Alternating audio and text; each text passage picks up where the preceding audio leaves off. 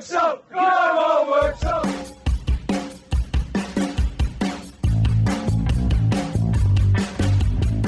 Hello and welcome back to Tiger Talk, the official podcast of Worksop Town Football Club.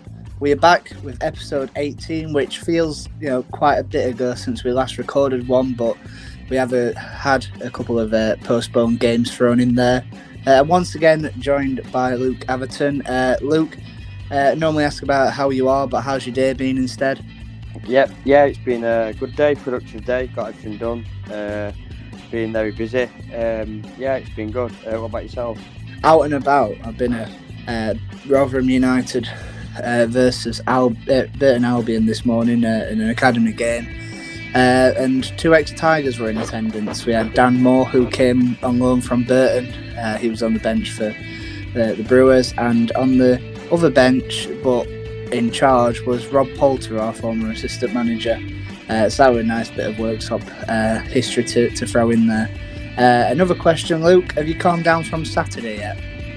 Just about. It was a great day. It wasn't the greatest game, but it was a great finish to it. I mean, I'm just so happy we walked away with 3 points. Definitely. We're going to obviously get into the Pontefract victory. We'll also talk a little bit about the Marske defeat.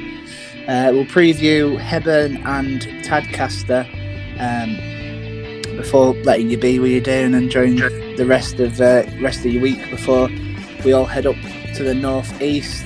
Just before we get into today's episode, just want to remind everyone, you may have seen from the thumbnails and the image on the Spotify episode, if you listen to us on audio, we obviously have In Sam's name on there, a mental health group for men in the North Notts area. Meetings take place at the Edge in Kilton on Plantation Hill every other Thursday, with the next meeting coming on the 10th of March.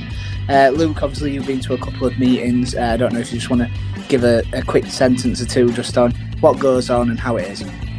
Yeah, it's a group for people to go to talk about life, basically. It's not like you just talk about your problems and then that's it. It's like what's going on in your life, positivity as well as focusing on the negatives. And it's just somewhere for people to go, just to talk to them, and somewhere to turn if they need to talk to someone outside of the inner circles. So that's Thursday the 10th of March at the Edge on Plantation Hill in Kilton. 7 p.m. start every other Thursday. Make sure to get down there if you just want to express your feelings and help out your mates. So get down there if needed. But let's get on with the episode. Something tells me I'm into something. Something tells me I'm into something. Woke up this morning feeling fine. Worksop Town 3-5 Marske United. I kept saying Marske because obviously that's how it's spelled, but I know a lot of the Geordies weren't happy when we were saying it over the tannoy, so Marske it is. Before we, Luke asked us a little bit of a few questions as obviously he wasn't there. Let's hear straight away from Craig Parry. So Craig, an 8-goal thriller. I'm not sure if you had time to gather your thoughts, but what are they? Well, I've never really seen a more open game in my life, really. I think it could have been 10-10 on another day. They scored 5, had goals disallowed. We've exactly the same, I did obviously score 3, had goal disallowed, balls fizz across box, hit post, hit bar, the goal is put off Wildes. It's a strange game, really. It's hard to assess this early into it, but as I said to the lads in there, me personally, I feel a difference between us and them today. They defensively made the right decisions at the right time, and I think that what that boils down to is, you look through their spine of their side where they are, they've got step 2 players in there that are big, strong, wise head, and made the right decisions at the right time. That doesn't put extreme pressure on their back four, and when they clear the lines, they clear it well. And I think that's the pure difference today. We made, naive decisions, which gave them goals, really. I mean, gifted them goals. Would you put it down to our defensive application then, or just not having that clinical edge? No, I don't think you can say clinical edge because we scored 3 goals at home against the league leaders. So I think if you score 3 goals at home, you should be winning games. So there's no hiding place from that. We defensively wasn't good enough. We didn't make the right decisions in the right areas at the right times, and that's what happens. And when you're playing against quality sides like this, who are the best, they are the best side in the league for me. There's no doubt in that. But you cannot give chances away, and we did that. And they set up exactly the same as us, exactly the same shape, But in the right times, in the right space of the game, they made the right decisions, and that's what's won them the game. On a positive note, how pleased were you with your side's reaction? Obviously going 2 goals behind, score instantly, pull it back before the break. When they put their 5th in, Watto instantly headed back. A little bit of a reaction. Yeah, I thought we reacted all the way through the game. I think going forward, their managers come off there at the end in the tunnel saying, we're a good side, gave them a good run. We are, but we've come off conceded 5 goals and the reaction were good, but going forward we're great, the fire, we don't hide the firepower we've got. We actually mixed it up a little bit today, tried to just do a little bit something different to just bring them a little bit of a surprise. But I can't blame and fault the lads. I can't blame and fault the lads' attitude, effort or endeavour and the reaction to everything there. And even at the end, we 5-3 down. I think the ref said there were 10 minutes left, and the ball's fizzing across, everyone cleared off line. I think if we scored then, we'd probably go on and draw the game. That's how crazy the game was. So the reaction were great, but the simple fact of the matter is that they made the right decision, experienced heads all the way through the side, in the right positions, that they don't have to think about the decisions they have to make at the right times, and they make it at the right times. The big, the experienced, the strong. And he's fair play to their gaffer. He's built a proper non-league side over the years, and he's got them into a good place. You mentioned about the tactics, sticking Watto further forward. Yeah. What were your thoughts behind the tactic, and how successful do you think it was? Well, we obviously know they're very strong and powerful up top, and we wanted basically to get our forwards. Like people like Liam and Maka, and even the young lads that came on, we just wanted to give them a focal point and a presence where they could feed off it, rather than the big boys of them coming through and taking our runners out the game. So all we wanted him to do was to be physical down the middle and try and take care of their centre half. So I thought he did a sterling job, to be fair to him, so that he's been out a bit. And if anything, we actually planned to bring him off before the game. Early in the 50th, 60th minute, because he's been out he's only trained once, but he was causing problems up there in this type of game. So yeah, I was pleased with it, but different games is different positions. Next week, Pontefract might be a completely different setup that we do, but today I thought he did a good job. Right, so Paz's thoughts there. Luke, have you got any burning questions you want to find out about last Saturday? It feels like an age ago for some reason. It's I have basically, obviously it was a 5-3 result, 8-goal thriller. I remember you saying from if from a neutral's point of view, it would have been a great game. Obviously we lost 5-3. But in your opinion, did the scoreline reflect the performance? Probably a little bit. I think the overall performance was I think the scoreline portrayed that it was 2 good attacking sides, and it was. Both sides defended, not the best, as that's why we've got the scoreline of that. But end of the day, it just showed both teams were both attacking, but it showed who was more clinical. We missed a lot of chances. We should have been a little bit more pressing. We should have been a little bit more tighter at the back. And who knows? But as Paz said, it could have ended 10-10, and I wish it had have done. That would have been an amazing game to report on. But no, it finished 5-3, and I think we were unfortunate not to get a point. But you can tell why Marske are up there. They are a fantastic side to watch. Yeah, and after going up against one of the best teams, and we had the back against the walls, I believe we were 2-0 down. And then we fought it back, got it level at half towards the interval. Does that show the quality of the players and the character of the players? Was you happy with that towards the end of the first half? Yeah, I was definitely pleased with that fighting aspect because at 2-0, I think Josh turned around to me and went, I think we might get battered here. And I went, I tend to agree. And as we turned, Marske scored. And, we do have, I do think that there is that ability in our side that we do battle. We will take it to the other team. And that's what we did. We got them 2 goals. And even when it went to 5-3, you're thinking, hold on, we've still got something in there. And we had a bit of fire under his bellies, but it just didn't come off in the end. The reaction, again, fantastic. I think we'll talk about the reaction to Saturday again, even though the performance wasn't there, that there was still a reaction to come from behind. And I think we just fell short a little bit. Maybe a little bit more quality in there would have decided the times, but decided the tie between the two teams. But I ain't got too many qualms about the performance. I think it was encouraging, especially against the best side in the league. I think they should go on to beat Liverpool to that title, and I hope they do as well, because I think to avoid playing them again in sort of a playoff scenario, should we get there, will benefit us greatly. Just a couple of points that I wanted to add. The goals were absolutely beautiful from us. I think the header from Marske was a beautiful move.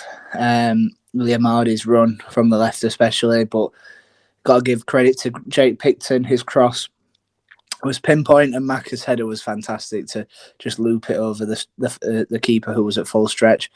And just to hone in on Pico, I thought Pico was absolutely fantastic. I thought he had a brilliant game, defensively sound. Even though I've criticised the defence, I thought him back in that right back spot again helped control them. But the Starshenko goal, I think we've shown it twice. It were a fantastic hit as well, and Watto's header at the end was just big, a towering header, which we've been quite good from set pieces, and it's good to see that we're still continuing with that. Speaking of Watto, we played him up front, which was something we'd not seen apart from the Kiverton friendly. With what Paz said, I think it was probably right what he was saying in terms of getting against their 2 centre-halves who were big brutes. However, unfortunately, I just don't think it was executed properly. I think Watto was dropping in too deep to pick up the ball, and him and Hardy was sort of occupying similar areas, which it just didn't work. But I liked the idea, and obviously we tried that again on Saturday, which we'll go more into. But overall, Marske were well drilled. They were organised. The defenders as a 5, and then the attackers as a 5. The way that they broke out into the different routes and different avenues was sublime, really.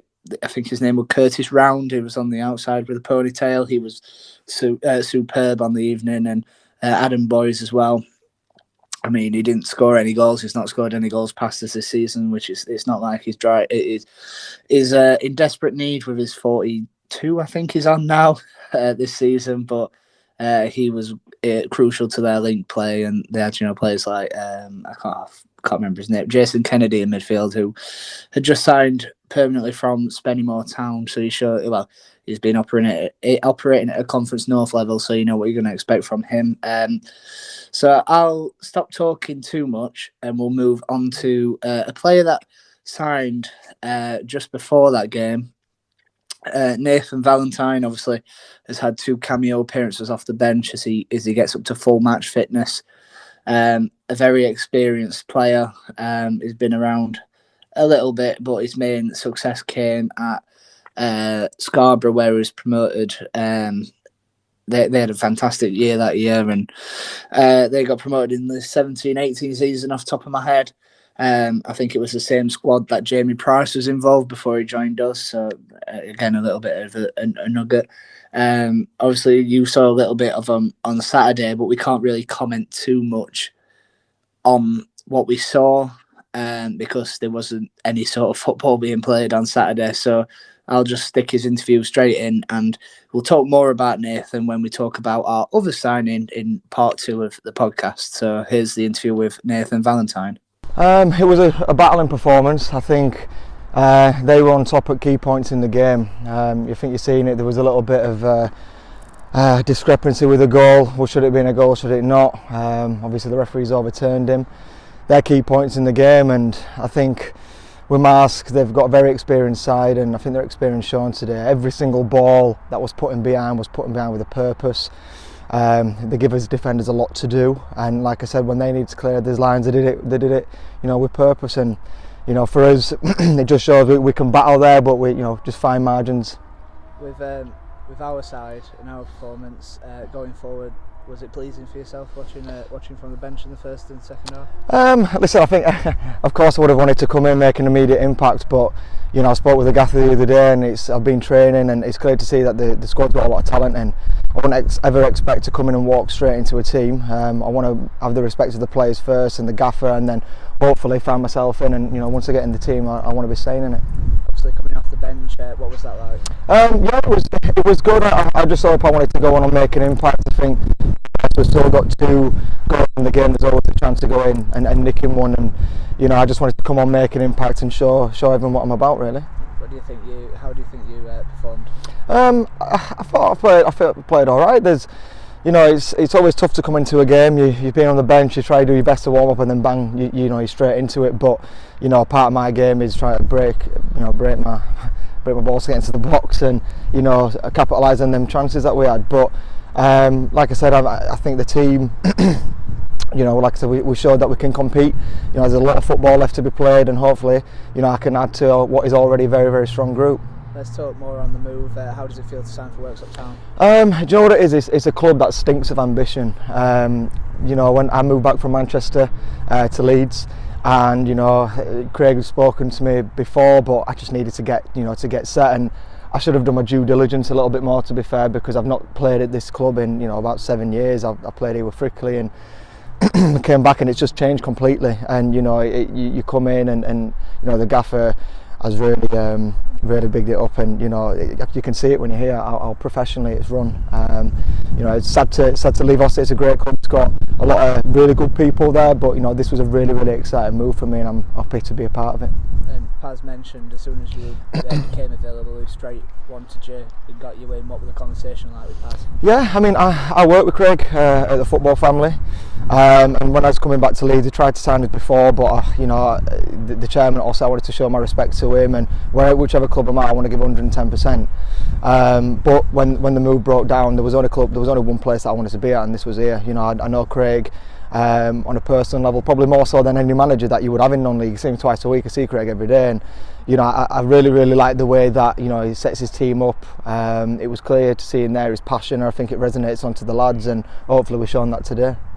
With Paz's tackling style as well, surely that will benefit you as sort of that box-to-box advanced midfielder. Yeah, absolutely. We've got some great players in here. I thrive off balls into the box. We've got ball players in there like Cody. I think is a terrific player. For a young lad. I came training the other day, and he's really, really put a good impression on us. He gets it, he gives it. So I'm really looking forward to try to form a partnership with him. But yeah, mate, like I said, we're shown today. We're a team with a lot of ambition and a lot of capabilities to go in and hurt teams. They're a really, really good team. I play against Marske a couple of times over the years, and they're a strong team. And we've shown that we could compete with them today. You mentioned Cody, but obviously overall in that midfield, there's Jack Broadhead, who's 25. Yeah. Cody's 24. Luke Hall's a young lad as well. How can your experience sort of shape them to not only become better in themselves, but with our ambitions to getting into the next league, help them progress as well? Yeah, listen, absolutely. I thrived off of players, like Michael Colson, Jimmy Beadle at Scarborough. They were really able to put their arm around me, and hopefully I can do the exact same for the young lads that we've got here. Like I said, we've got tons of talent. For Alex is a great striker as well. I've just had a little mention with him in the dressing room about getting it and giving it instead of taking 2 or 3, 4 touches. But like I said, mate, I want to come in and hopefully use my experience to bring out the best in other lads. And I'm very, very vocal on the pitch. Very vocal on the pitch, and hopefully I can pass it on to the rest of the lads. Before we start listening to you and him playing You dog! tennis here. We've got 9 games now. Another a cup final as well. What are your ambitions going into the final moments of the season? Listen, there's a lot of games left to be played. There's a lot of twists and turns. You know, in this league, we've got to fight for every single point. There's other teams that just slipped up today. We're really getting to the crunch time now, and like I said, I see absolutely no reason why we can't break into them playoffs. You know, playoffs are all about one-off games, and I think we've got more than enough in this squad already to really go and form a big playoff push. But you know, if not, Craig's been very vocal about, you know, next year, his plans for next year and where the club wants to go, and I really believe that, you know, with him in charge and, you know, the board and everyone that's been so welcoming to me, I think we've really got a good chance, if not this year then certainly next year. Right then, Pontefract Collieries 1, 2 Worksop Town. With how the game was going, I'm still surprised that the scoreline was in our favour. Like we did with the first one, we'll go straight into Craig's interview and then we'll assess the match after that. I thought, well, I don't think it was best performance whatsoever. I thought, in fact, we were nowhere near it. I think once they went down to 10 men, I thought they were best side, really, with 10 men all the way through, and probably on another day they probably could have nicked it, but that's football, innit? You know, we take the 3 points, glad to take the 3 points, which keeps us in a little hope to try and get ourselves in the playoffs, and it's good to come away with 3 points. Just how difficult did they make it when they went down to 10? Very difficult, they're very difficult. You look at the side here now that's performed here today to what performed at our place, it's like chalk and cheese. I'm giving credit to Rouse and the staff on that side of things, and you know, they've got the lads certainly working hard. And listen, regardless of that, this place is extremely difficult place to come to. I know that myself from, you know, the time I managed it here, and it hasn't got any easier, and it made it extremely difficult today. You know, they picked up a lot of second balls, put it into good areas, and I thought some of their players today were extremely well. Played extremely well. They were difficult. Obviously, towards the end, we were starting to preparing to talk to you after a draw, but yeah. Tomo got the winner. How delighted are you for him? Obviously, a late substitution, and he also helped slow play down when we did take the advantage. Yeah, it's my substitution. Yeah, I'm pleased for Tomo. You know, he's part of the management team now. I love him to bits, and you know, he's going to do very well with us. But I'm pleased for him to get the goal. Listen, it's a little bit of luck. We haven't created any. The goal's not at any quality from us. It's a bit of luck, you know, a couple of mistakes from their side of things, and he's in the right place at the right time. So I'm pleased for him to get the goal, which obviously gets the 3 points. But you know, I think at the end there we'd have probably took the point really. But yeah, pleased with 3. Were you disappointed? You know, like last week we're talking about the chances we missed, but didn't necessarily create too much today. Were you disappointed with that? Well, it's a completely different side to last week. Last week, you know, after the interview, it could have been 10-10. You know, I don't think we created one chance today. I think we haven't created anything. I think personally for us is maybe I have to look at myself as well and look at how we've set ourselves up and the game plan and think, do you know what, maybe, you know, you look to come here, obviously it's rained heavily overnight, you know, it'll be a pitch inspection this morning, sometimes you've got to play in areas, but maybe, you know, I've got to look at a little bit how we set ourselves up, because maybe we just got to believe in ourselves a little bit more and try and just do what we do good rather than look at something else. So, but yeah, the win's a win. So Luke, I've split sort of this reflection of the game into different parts. Let's firstly focus on the conditions. The pitch, credit to the groundsman for getting the game on and the volunteers, but the pitch was absolutely horrendous, and so was the wind, wasn't it? Yeah, it were difficult because I mean, you know, it's going to be a physical game, but then you've just mentioned the conditions added onto it. I mean, the pitch was, yeah, it wasn't good. The dugout, there was a puddle in the dugout. It wasn't, and it was windy. So you're trying to play the ball in the air because you can't play it on the floor, and the wind's just taking it everywhere, and it was just difficult for both sides really to create stuff. It was just it was a very physical tight game, wasn't it? Definitely. I think even you put Maltby Main's pitch above that one, and that's saying something, isn't it? And I mean, it's not like I don't want to come on here and hammer Ponte for the pitch, because you know it's always been like that, and we know we're Storm. Is it Eunice or whatever stupid name that they just give to these storms has come in and wrecks things. And I mean, we've been frustrated over the last couple of weeks with the Liversidge and the previous date for the Ponte game being called off. But you've got to play on it, and that's where Ponte sort of over the years, especially under Craig Parry, utilised it. They utilised their home ground, and that's what made them so successful. And maybe that's why when we started off this season, it's been a little bit difficult for a Craig Parry side to acclimatise to Sandy Lane. But obviously we're certainly rocking and rolling in that sense, whereas home form's really picked up. But now we'll go into more of the game. Before we go into like proper events and goals, it was, it was barely a game of football, in my opinion, Luke.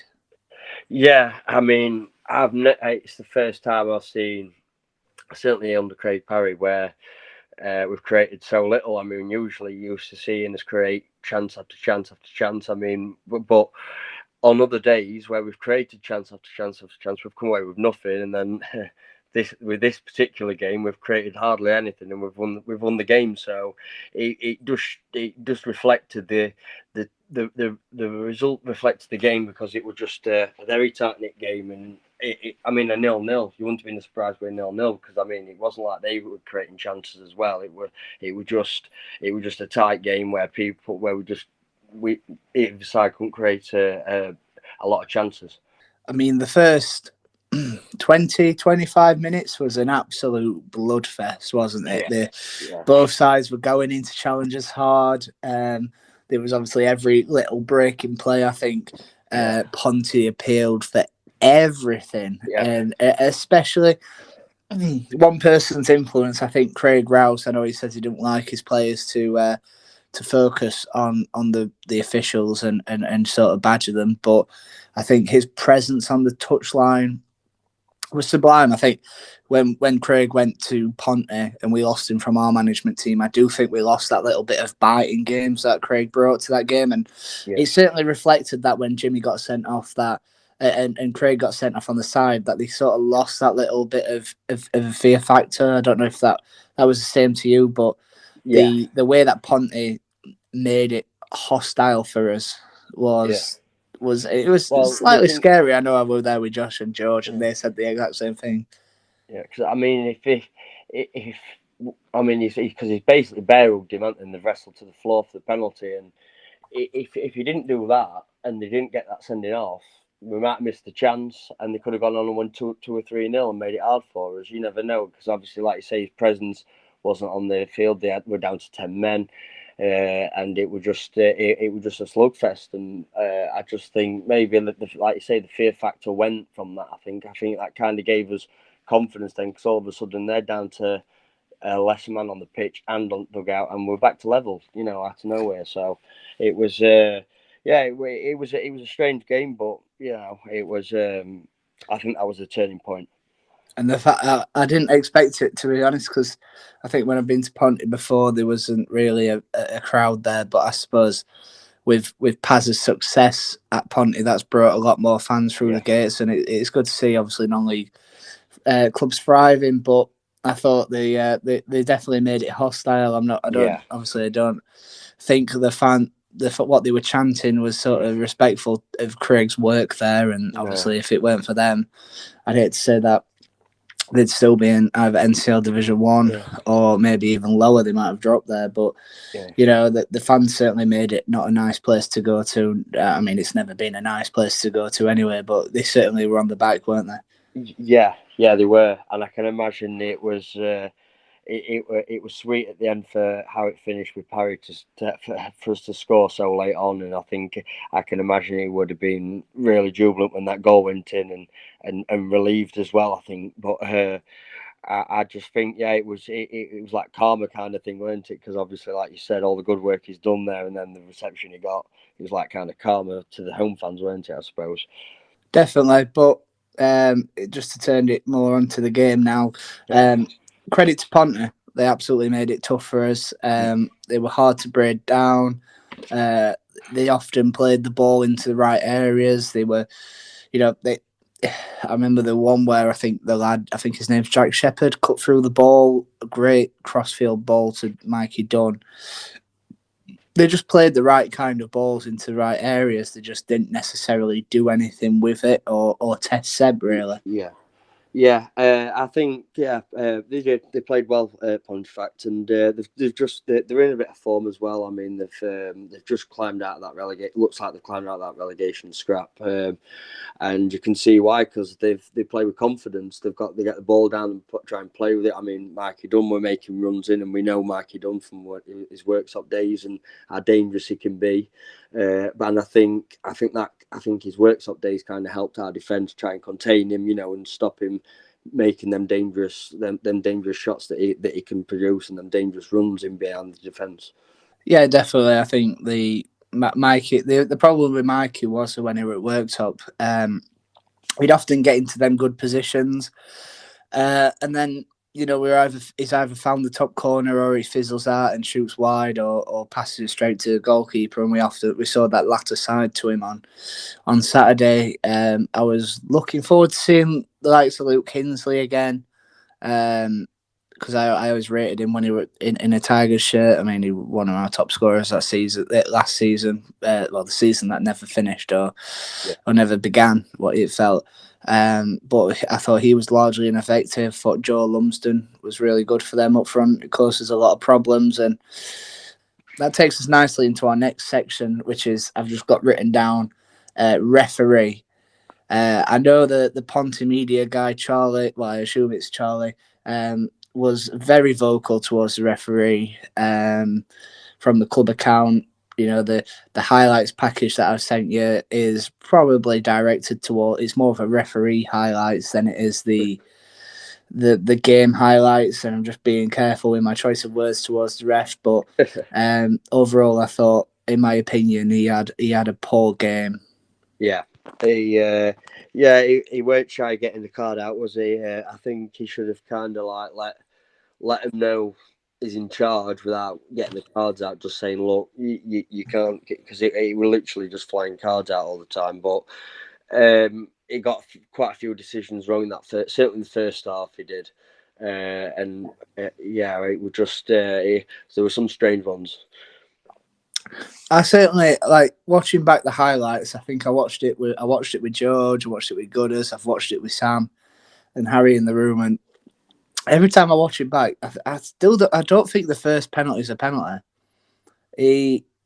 Obviously, him and Lumsden and Tyler Williams, our new addition, were running side by side, and they were gunning for it.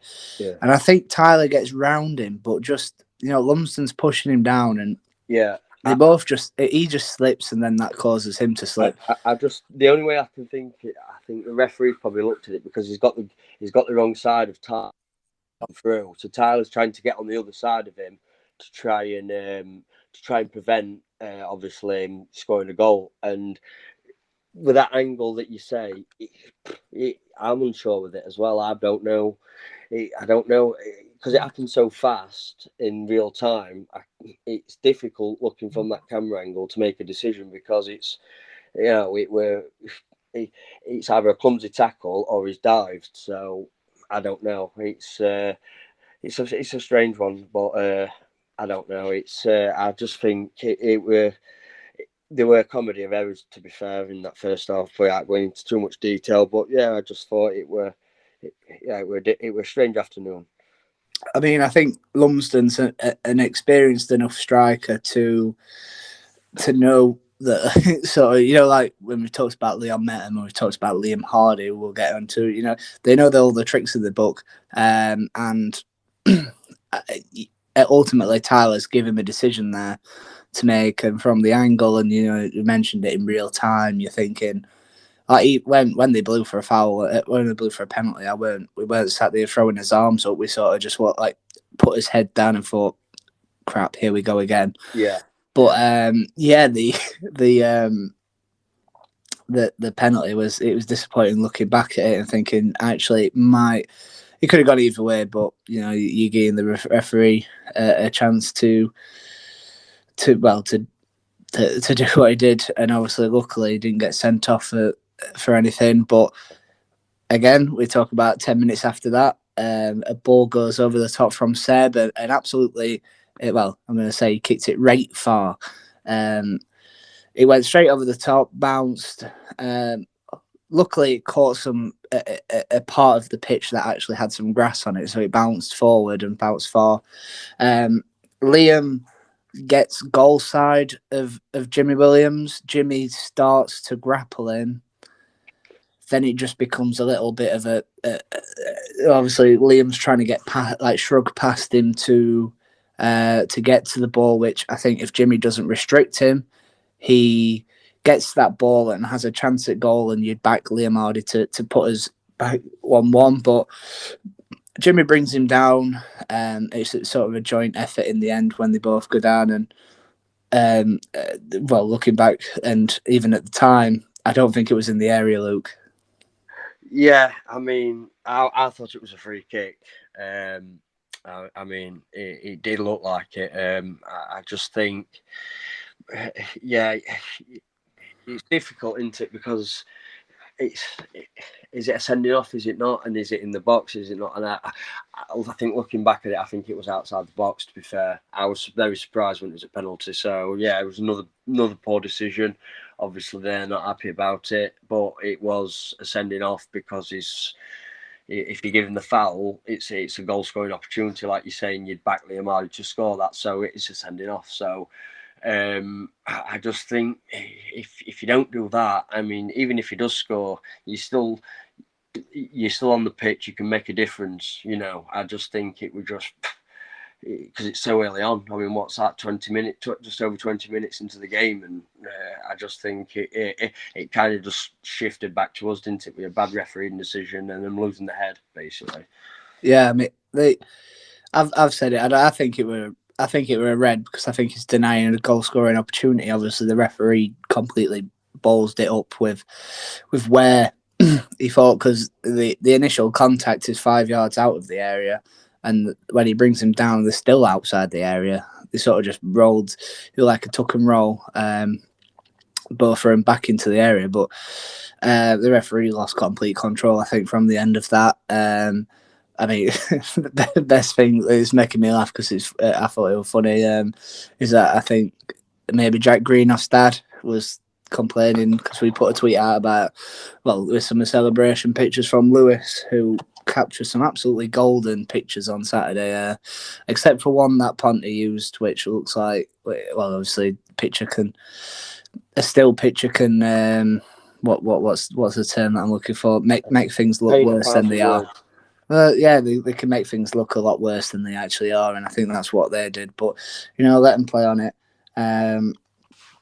The 3 points is still 3 points. Not going to change that. But Liam Hardy, he complained about the penalty. Liam Hardy replied, "Good pen though, wasn't it?" Which made me laugh because it popped up on my notifications. But it was a fantastic penalty.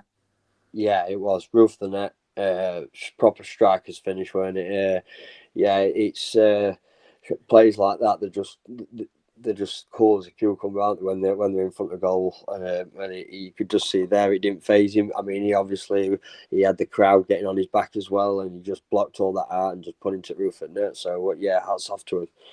Yeah, we're cool, calm, and collected. Just because the gap between him taking the penalty and what the hell had just happened before that, with both teams in a bit of a melee, and the red card decision, there was a good minute or two between stepping up and facing it. I mean, the penalty was, it must have clipped under the bar or something like that, because I thought he might have put it over at first when I was watching. But no, fantastic penalty from somebody that's a fantastic player. Then as a result of that, we saw then Craig Rouse get sent off, which again, I think we chose a fantastic place to stand, because we saw it happen everywhere, didn't we, in between two dugouts. So we thought we might get a little bit tasty game anyway, because of the history between the two sides. But we definitely got more than we bargained for, and I saw Josh and George's face on occasions, like when stuff were happening. I'm thinking this, they looked worried, but I think George loved it in the end. He loved a bit of scrap. one of his favourite moments as well was when, well, the reason why Craig got sent off, because he shouted, he went, "Ref, if that's a red card, then that's a red card." And then obviously the referee didn't like him swearing at him and sent him for not an early bath, but he just skipped over to the other side of the dugout for a little bit and joined the crowd. But obviously then we got to move on, because we've talked a lot about them decisions, a lot about the build up to the game, but that's because we could probably count on one hand how many chances came after that. There was nothing really happened. It just the ball spent a lot of time in the air. And then obviously it didn't bounce too much, because sometimes it just stand where it just land and get stuck in the mud. But overall, let's talk about that final 4 minutes. 86 minutes, the board goes up. Liam Hardy comes off. Ben Tomlinson comes on. 3 minutes later, the ball's thrusted up into the air. I think it was Jack Lazenby decides to try and head the ball back towards his goalkeeper, who was just rushed off his line to come and claim that loose ball. The ball, I'm sure that it were about a good 50, 60 seconds before that ball landed at Tomo's feet. But I think you could, for that little period there, you could hear everything at ground. I think it just stopped, didn't it? Yeah, it was. I couldn't believe it, because I mean, like you said, the ball's coming from a free kick. It's pinballed in the area, and I couldn't really see Tomo strike because there were a few players like in between. But you just see ball going to the back of the net, and then obviously you just, as a fan, you just go absolutely crazy, don't you? And it was just great to see the Worksop fans just going crazy as well, and there was just a massive sense of relief, because we needed to win. After losing last Saturday, we needed to get back on the winning trail, and we did, thank God. And with this, certainly at this time of the season, last minute goals are just priceless. And hats off to Tomo, just doing what he does best, where he poaches a goal, and he's come off the bench and he's done that for us. So hats off to him. I spoke to Glyn this morning, and he said it had a Bottisford sort of feel to it, and I have to agree, because obviously a game we had to win, a game that we had a little bit of a setback in. Obviously, the Bottisford game will always go down in folklore and stuff like that, but to win it with a final kick, one of the final kicks of the game, but to win it that late. The scenes afterwards, it were just like that, because I had a fortunate. It was fortunate for me, because I had Josh on Twitter, you on report, meaning that I could actually watch a game, and I'd say that I'd be fortunate to watch a game, but it wasn't really much of a game. But to see that moment, then be able to go and celebrate like a fan, which I've not been able to do for a bit, because we've got to. I'd say a bit restricted, but. I think me and you both set off down the line. I think I jumped on Dodds, you jumped on Glyn. And then I realised, Josh has got to tweet one of the gifts out. So I had to run back and give him my phone. But I think as I was running down, it was like Steve Evans at Wembley when Rotherham scored. My trousers were halfway down the ankles. But we were running down that line and thought, but just the euphoria and the feeling of a night. 89th minute winner is fantastic, and we've not had too many of them, have we? We had the one at Yorkshire Amateur, but I think we'll leave this section here and lead into Tomo's interview. The pitch is a leveler, innit? It's absolute shocking. Like. It's a Sunday League game today, do you know what I mean? There's been zero quality, and they're the games that get decided in both boxes. Obviously, we've got a penalty each, and obviously managed to grab one at the last minute, so that's great, yeah. How was it when you first came on? What was Paz saying to you towards at late minutes? Paz says, go and get a goal. There you go, Paz. There's a job done. No, what can you say though? There's been no quality in game. It's just a case of playing balls into areas, which we've tried to do. Obviously, they've done it pretty well as well with 10 men, to be fair. Credit to them, they've done all right with 10. But obviously the only thing that matters is coming away with them 3 golden points, which we've got. You mentioned about them going down to 10, just how difficult did they make it? Yeah, they did well with down to 10, to be fair. They've done really well. They've still managed to cause us a few problems here and there, but like I say, it all goes down the road when you get a goal goes in the opposite end. Do you know what I mean? So you know what I mean. I would rather be us than them. So let's talk about that goal then. Obviously, the lad's headed it past his own keeper. It's flashed in front of your eyes. What's going through your mind there? It feels like your eternity. There's a big gaping net in front of me. I wouldn't have put 50 quid on me to score it 3 months ago. Nah, do you know what I mean? You don't get no time to think about it. To be fair, the ball's come across straight to me, and luckily the keeper's already moved out of the way, so it's tapping into an open net. So I take them every day a week. Do you think, with the way that the game was going, the conditions, obviously the fiery start, do you think it would have probably taken a goal like that to win this game? Oh, there were never going to be any quality in the game, were there? Do you know what I mean? Everything's come from a mistake. Do you know what I mean? 2 penalties. Do you know what I mean? There's been no quality in the game whatsoever. Like I say, it gets decided on little mistakes and little opportunities, and that's what it is. And if you take them, they're obviously going to come away with the points. Now getting your player coach head on, were you disappointed with and obviously as a forward as well, were you disappointed with the lack of chances created? In the game, yeah, obviously it is disappointing, especially when you go down to 10. But you know, especially when they've gone down to 10, we've got 11. You're expecting, right? I'm here.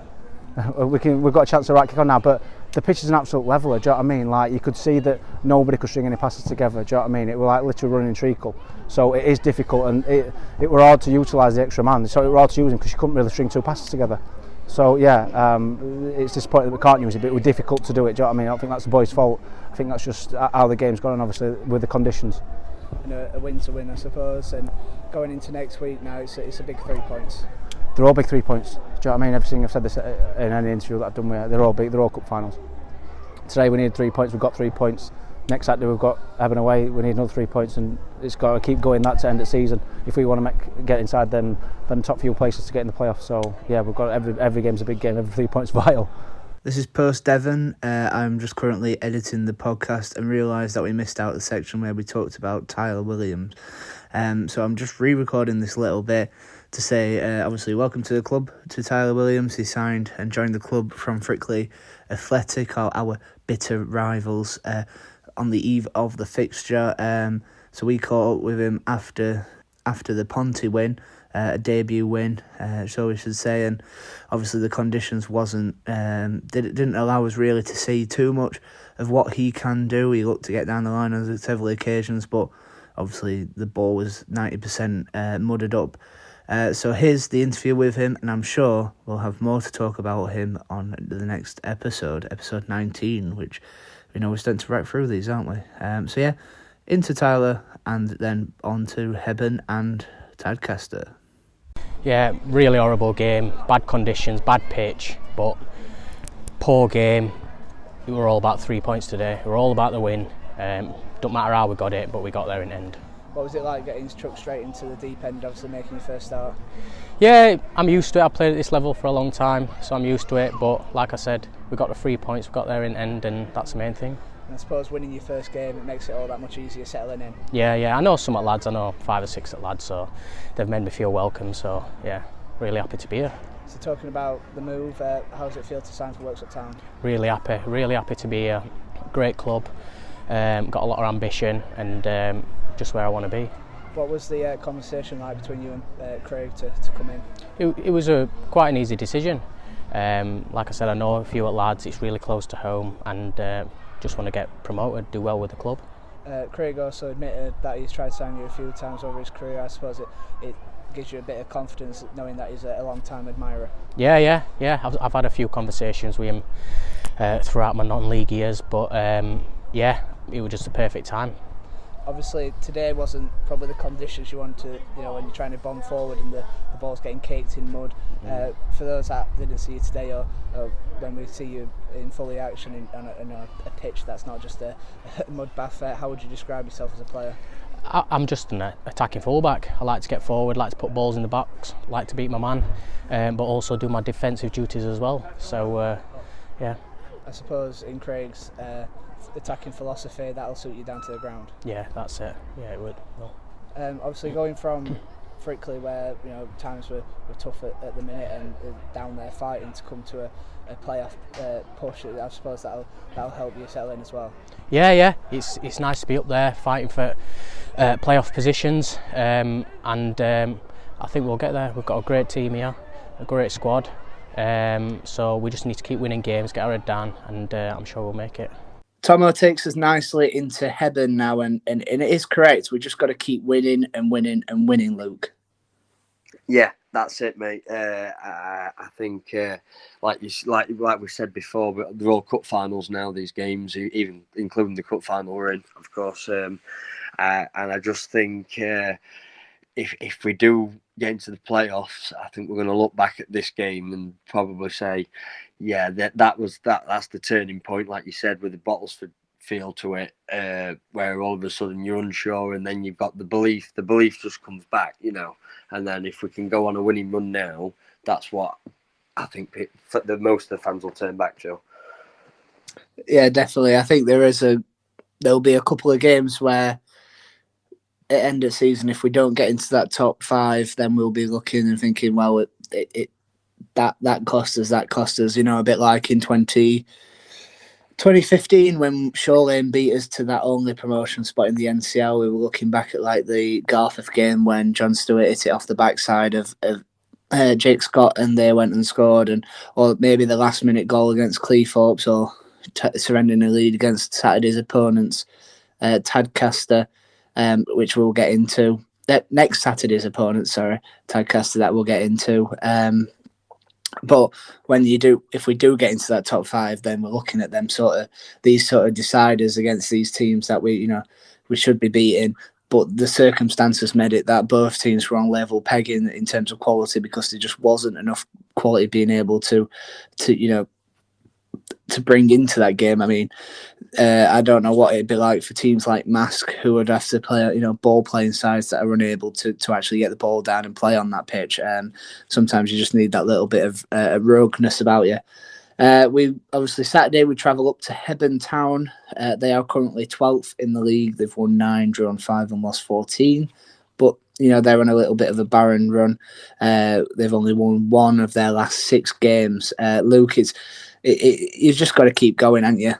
Yeah, you have. I think Hebburn, they're at the bottom half of the table, but from what I saw at Sandy Lane, I thought they were a well-organised, well-drilled side. I think Zaina Keane scored a wonder goal to get us a point, and I'm expecting a tough game, mate, up there. I think the conditions will probably play a part as well again. So hopefully we can come away with the 3 points, because we need to just keep winning and winning and winning, like Ben said. Yeah, it were a cracking goal, that Zane one. Yeah. I mean, he had a rocket of a left foot, but again, that game at Sandy Lane was another that we'll be looking at the end of the season if we don't get into the playoffs, I feel, because I thought we played really, really well, especially second half when we had 10 men, because Ben Turner had been sent off for a stupid foul. And you felt like maybe if we had 11 men, because we were certainly on top, we went behind, I think, against the run of play. And it's just one of them that you're going to rue if you don't, achieve what you want to achieve. And another game that was the Tadcaster away game, where we drew 2-2 there. 2 quick fire silly goals to concede cost us, and we had a host of chances. I think Alex and Aaron Sennett Nielsen scored. It might have been one of Aaron's last goals actually at season, but there were 2 games there where we picked up 2 points, where ideally we could have had 6, and currently as it stands would have been 2 points inside the playoffs with that, but we can't, hindsight's a beautiful thing in football, isn't it? And that led me nicely onto Tadcaster, who are 15th currently, hovering above that relegation zone. They've got that 6-point cushion there, but they do have 2 games. They've played 2 more games than Sheffield, who occupy that last relegation spot. They've also won 2 of their last 9 games, but you're thinking currently, right, with the form that we're on, the quality that we can show, you want to be trying to get maximum points out of these 2 sides, considering the next run of games.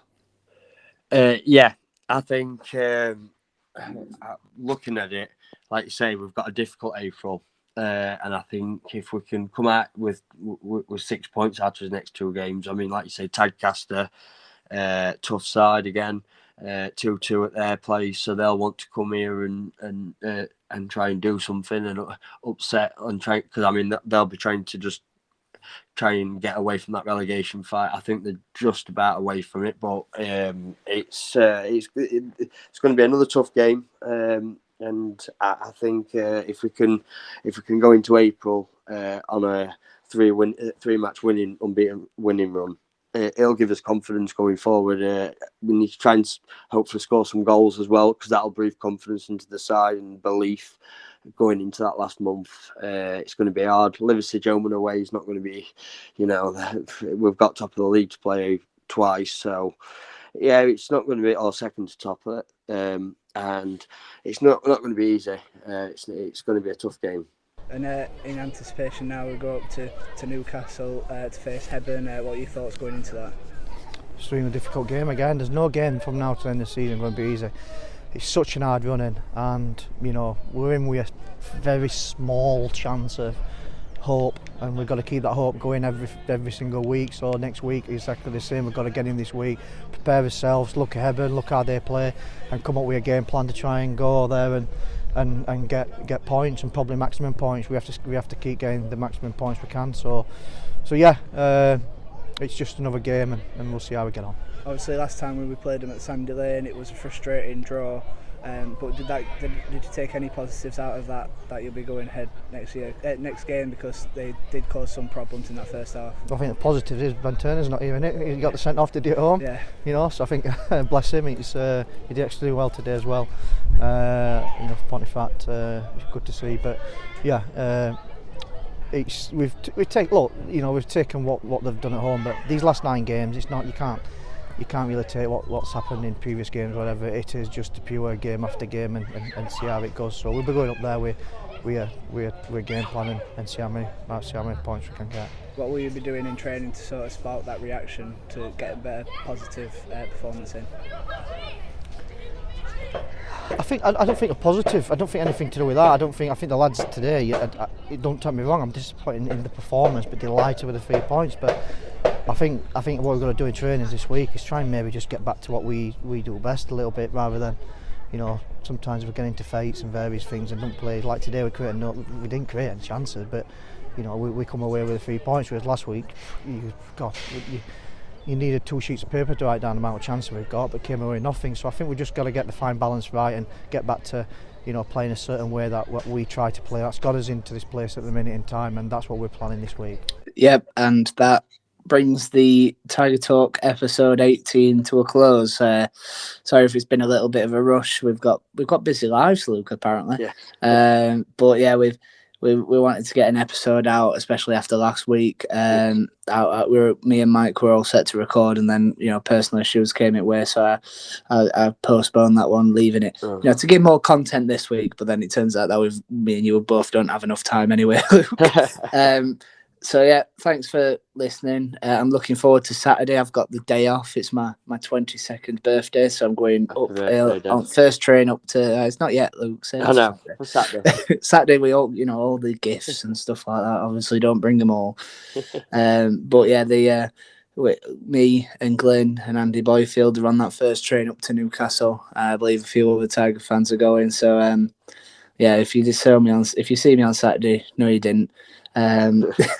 Well, yeah, take care, and there's only one thing left to do, Luke. Up the Tigers. Yeah, you remembered it. Get it.